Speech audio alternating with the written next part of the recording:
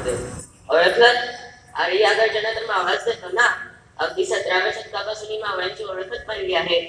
अरे असं का बघताय सगळे? मी मावळाच आहे. अरे हो, माझी वेशभूषा तर मावळासारखी वाटत नाही ना. हो पण मी 17व्या शतकातला मावळा नाही, मी 21व्या शतकातला मावळा आहे. 17व्या शतकातला मावळा आणि 21व्या शतकातला मावळा यांच्या वेशभूषेमध्येच नाही तर विचारांमध्ये सुद्धा फरक आहे. खरं आहे ना? आता हेच बघा ना, त्या मावळ्यांनी किल्ल्यांवरची माती लाल केली ती त्यांच्या रक्ताने, हाताचे मावळे लाल करतायत ती माव्याच्या पिचकारीने. त्या मावळ्यांची निष्ठा होती शिवरायांवर, स्वराज्यावर. ह्या मावळ्यांची निष्ठा आहे सतत निष्ठा बदलत राहणाऱ्या राजकारण्यांवर. शिवरायांनी उभे केलेले गडकोट अजूनही भक्कमपणे उभे आहेत, पण ह्या राजकारण्यांनी उभे केलेले महाराजांचे पुतळे वर्षभर सुद्धा टिकू शकत नाहीत. आणि गमतीचा विषय म्हणजे पुतळा उभा केला म्हणून दर्शनासाठी कौतुकासाठी तिकडे कोणी सुद्धा फिरकत नाही, पण पुतळा कोसळला की दोषारोप करण्यासाठी विरोधी नेते लगेच हजर होतात. आणि अशा पुतळ्यांवर पैसे खर्च करण्यापेक्षा आमचे गडकोट दुरुस्त करा ना. पण नाही, आम्ही दिखाऊपणाच करणार. दिखाऊपणा आम्हाला जमतच नाही.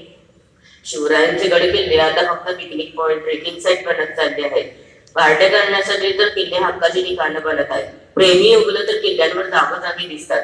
ती त्यांच्यासाठी सुरक्षित जागा, कारण पावसाळ्याशिवाय तिकडे सहसा कोणी फिरकत नाही. अरे किल्ले गुदमरतात, अतिक्रमणी किल्ल्यांचे मूळ स्वरूप बदलतात, किल्ल्यांना धार्मिक स्थळांचे स्वरूप येत आहे. हे बदलायला हवे. पटतंय ना? किल्ल्यांवर गेले की तिथे फक्त दारूच्या बाटल्यांचा ढीग, प्लास्टिकच्या कचऱ्यात गुदमरणारा किल्ला दिसतो. गडकोट दिसतच नाही. मागच्या वर्षी रायगडाला गेलो होतो तर तिथे एक मावळा चक्क तोंडात मावा घेऊन दरबारात उभा होता. महाराजांनी मावळ्यांना निर्व्यसनी राहण्याचा आग्रह केला. त्यांच्या शब्दाखातर मावळेही निर्व्यसनी राहिले. मनात विचार आला, या मावळ्याला महाराजांनी कडेलोटाची शिक्षा दिली असती. आता शिवजयंतीचा मुद्दा. टिळकांनी शिवजयंती सुरू केली ती लोकांना एकत्र आणण्यासाठी. इंग्रज तर गेले, मात्र त्यांची मानसिकता मागे सोडून गेले. शिवजयंती आता उत्सवाचा इव्हेंट बनला आहे. डॉल्बीच्या तालावर भगवा हातात घेऊन बिभत्सपणे नाचले की झाली शिवजयंती साजरी.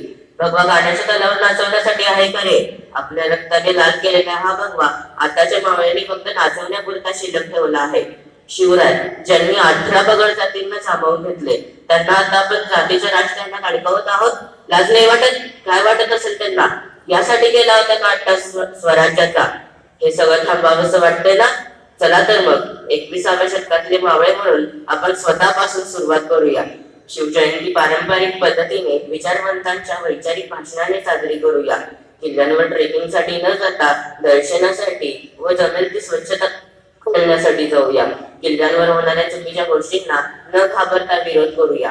अतिक्रमणे, दारू, मावा, चुकीची चाळे यांना प्रतिबंध करूया. शिवराय व मावळे यांनी स्वराज्य उभे केले. 21व्या शतकातले मावळे म्हणून ती सांभाळण्याची जबाबदारी आपण घेऊया. तयार आहात ना?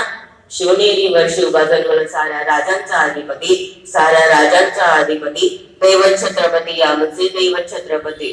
महाराजांचे आम्ही मावळे, नाही कुणाची भीती, आम्हा नाही कुणाची भीती, दैवत छत्रपती आमचे दैवत छत्रपती.